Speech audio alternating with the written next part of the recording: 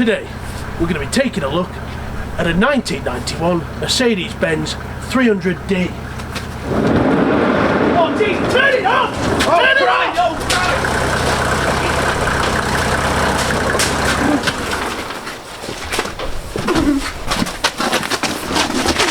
Like a smoke kipper!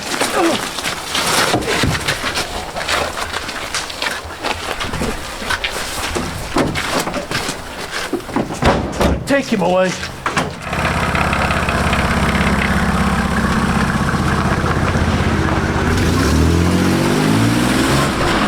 Now, under no circumstances should you leave one of these cars running in a confined space, because as we've just seen, you will succumb to asphyxiation.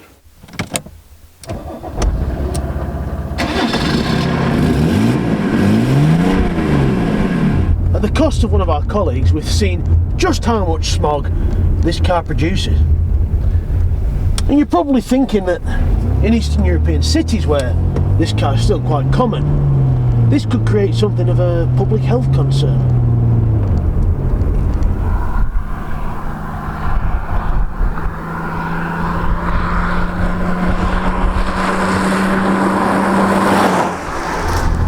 Well, you're wrong.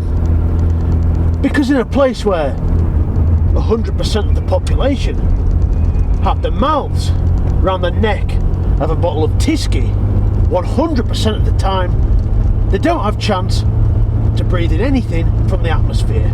Therefore, no health crisis. Under the bonnet, got a 3 litre straight 6 naturally aspirated diesel engine. I think Mercedes-Benz can be credited with making the most horrendous sounding diesel engines. It sounds like someone's just thrown a bag of nuts and bolts into the washing machine.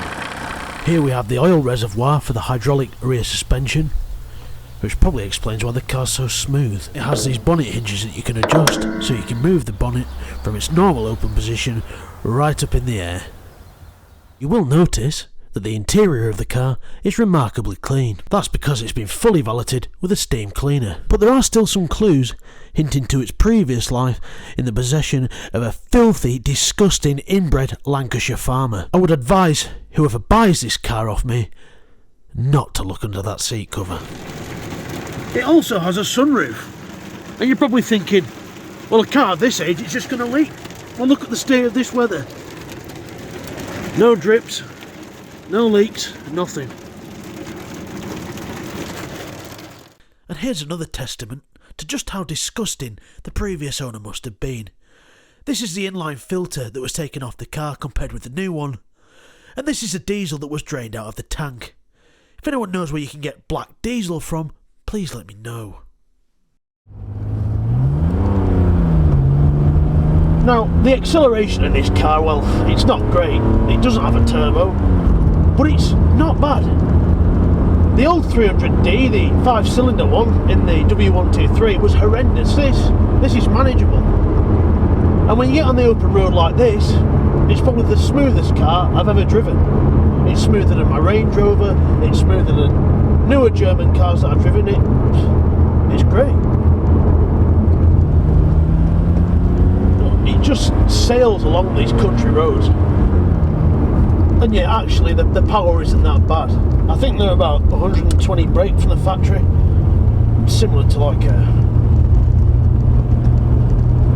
early 2000s Mondeo or Passat, something like that. It's really not bad at all.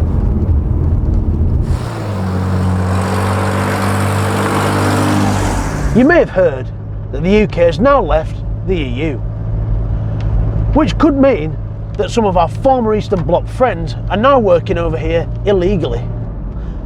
But luckily, I've come up with a low-cost solution to get them to and from work under the radar. The days when they just pile in the back and go to work, they're gone. It's just a magnet for the UK border force now.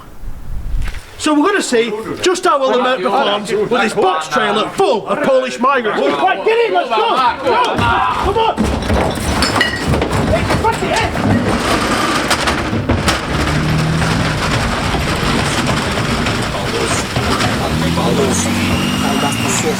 Aqui das classovki.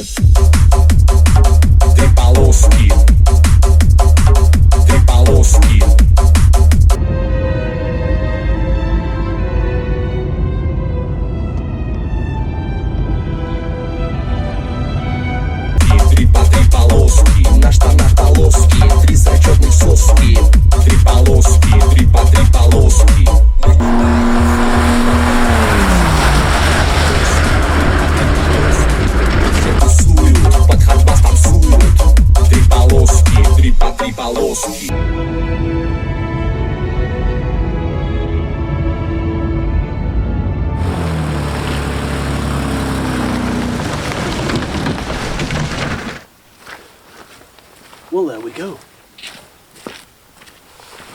I've successfully delivered these Polish migrants to Europe.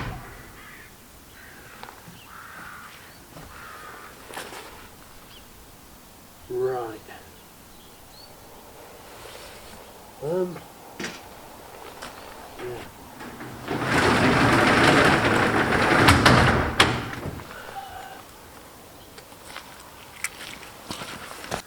Well, they've all stopped breathing. I've just discovered a hole in the bottom corner of the trailer there, and I think what's happened is the fumes from the exhaust have gone up through there, and well, what's happened? It's happened. I do seem to recall something like this happening before somewhere in history, but just can't quite put my finger on it.